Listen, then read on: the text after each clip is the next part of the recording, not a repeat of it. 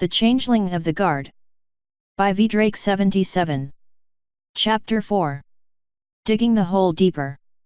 As it turns out, Wasta did not return that day, nor the next 3, and Zimere ensured that I spent my time getting my hooves back underneath myself and introducing myself to the rest of the caravan, as she claimed idle hooves only served to get ponies into trouble. Or perhaps I should say that she attempted to do so, as my lack of a name was beginning to grate on me as my attempts to choose one were failing miserably. This was a staple of daily pony life, to be referred to by name and respond to others by name. The idea that I would have to recall all these strange phrases was growing daunting. Silvertongue, the caravan's other lead trader, traveling bilberry, a perhaps overly friendly musician only joining because he had important reasons to leave the area that Zimere quietly informed me involved 2 mares and 1 stallion who met very suddenly and equally unpleasantly, an oaken stave, camp quartermaster, cook, and brewmaster ordinaire were among those I found most interesting, though Oaken was given strict instruction not to allow me to drown my troubles. As I doubted I could find a pool or river deep enough to harm myself even accidentally, I decided this to be a pointless restriction, but I would have to confess that I had no idea whether I possessed the ability to swim or not. There were precisely 14 other members of the caravan, 6 of which I could not tolerate the presence of due to their immediate feelings of pity for me, 3 who were put off by my inability to recall my name and found conversation very awkward, and 1 who found my lack of a cutie mark utterly disgusting for a stallion my age, and would not be put off of it no matter what was said to him by Zimere. As I understood it, he was tasked with protecting the caravan and his bitterness was a defensive mechanism to prevent larger predators from devouring the rest of us. Out of respect for his efforts, I made little attempt to converse with or otherwise bother him, and he seemed to appreciate that. On the 4th day, I found myself standing face to face with the red-maned pony from before, who grabbed my hoof with alarming speed and proceeded to try to rip it from my torso. He began chattering at me about a great many things I didn't know about with no introduction to speak of, and finally I had to interrupt him to ensure that I was correct that this pony was who I thought.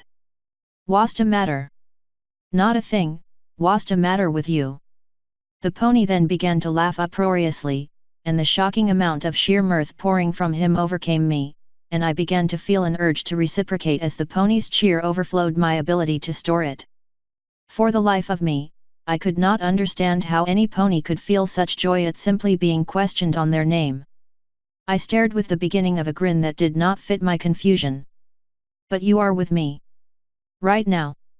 Wasta practically howled with laughter. "But you are with me," he says. "Oh, Sandy, you are too much." I recoiled, but his laughter was completely overwhelming me and I'd begun with a wheezy sort of laughter that made it seem as if I could not breathe instead of merely trying to hold it in. Sandy. My name was not going to be this horrible useless dirt that refused to hold a decent shape. Wasta nodded, as if it was the most normal thing in the world to name someone after such a terrible thing. "That's where I found you, and I brought you home. That means I get to name you. Unless you've found a better one yet." Realizing he must have spoken to Zimere already, part of me seethed. Of course I had not. Still, he had claimed that he had a right to name me. It was as good a name as any for this shape, which was already beginning to irritate me with its lack of a horn. "Well, it'll work for now then. Besides, Auntie Zimere says you've tried 6 already and none of them fit." 8. I offered, allowing myself to feel a bit foolish even as I contained the absurd quantity of mirth I'd been given. I'd been helpfully informed that my last attempt was more of a common first name for mare earth ponies in Saddle Arabia than one ever ascribed to Pegasi, and I had been beginning to give up hope of finding an appropriate phrase. Sandy, though personally abhorrent, would have to do. All things considered, I found Wasta to be a pleasant companion. The gangly stallion craved 3 things: I was to learn, good stories, great deals, and very, very bad jokes that would inspire groans even if those in hearing range found it amusing. It was fascinating. I found that my direct, if bewildered, takes on his puns and wisecracks were considering to be a form of friendly teasing that actually made several members of the caravan find me more approachable. Beyond that, the jokes were interesting puzzles. The logic behind domestic fowl crossing paths seemed very reasonable to me, but then, I'd never before known our gatherers to ascribe wisdom to farm creatures. Perhaps they were so stupid that giving them logic was the joke. Convinced I had mastered comedy, I explained in detail the reason bears would be required to do their business in the woods, a joke I believed relevant to one of Wasta's many odd comments. It was apparently not funny.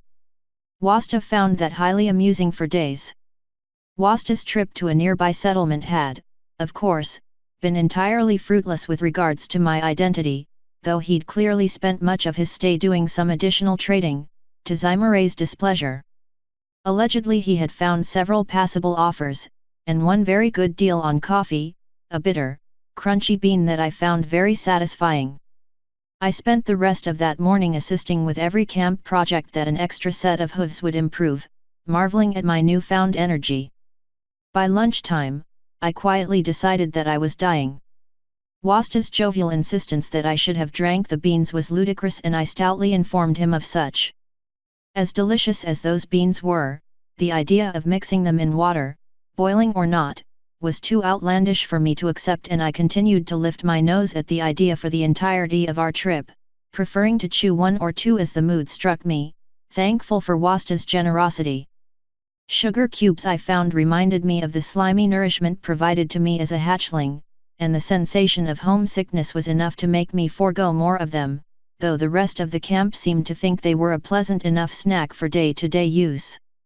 I began to learn of other things that these ponies did to make the trip more pleasant as I helped pull their carts, finding this a much better substitute for sitting in a cart like some of the foals, as not only did it give me the chance to learn more about pony society, I learned several useful tricks.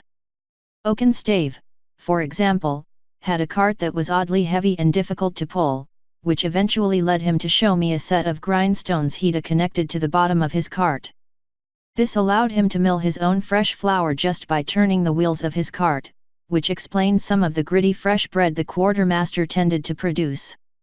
It was a work in progress, and he was quite confident that he would someday make it a useful device for carts everywhere, which would be just as soon as he found a way to make it in any way more convenient than buying flour or using a regular millstone. Still, the large earth pony was enthusiastic about his work, and though none of his products were exceptionally good, Wasta claimed it was by and far better than average travel rations. It was all freshly made and relatively cheap. The others found themselves agreeing, if with good-natured reluctance, especially after the freshly milled flour Wasta had brought back from his own trip turned out to consist almost entirely of weevils. I found the insistence that this flour must be thoroughly sifted somewhat pointless, and ate the collected pests in secret. Silvertongue had been Zymare's business partner for years, the two of them making tidy profit. Silver knew when to lay it on thick, and Zymare knew when to strike the iron when it was hot. Though I was not sure what was being layered on, nor what iron Zymare was striking, this all seemed to mean that the two of them worked well together and had now mostly traveled out of familiarity than need, which wasn't the case for everyone in the caravan. Rough Shod, for example, wanted enough bits to move far out into the Badlands, live comfortably by himself, and never see another pony again for the rest of his life. For all that, when I helped him pull his small cart, he begrudgingly offered to share a brown bottle with me that very nearly made me retch, and I was disinclined to accept further offers. The irritable pony seemed pleased with my silence and work ethic, eventually accepting that my lack of a cutie mark was only a bucking shame, and that I was less worthless than his own bucking sons even if I was a bucking Pegasus. Having never kicked him once, I began to wonder if I misunderstood the term. The old teamster was quick to pick up on my discomfort when some of the other caravan members would try to help my lost memory, and took to telling the bucking vultures to leave me the buck alone and let the bucking colt think in peace. I believe this was meant to be supportive. All the same, siphoning off some of his ready supply of anger seemed to bring the old stallion a measure of his own peace, and I'd like to think he was happier for it. Things would have continued in this way until well into Equestria, if not for my growing realization that I could not possibly travel to Canterlot like this. My disguise would hold up to scrutiny, thankfully, but I personally would not. There are two main ways for a changeling to disguise themselves.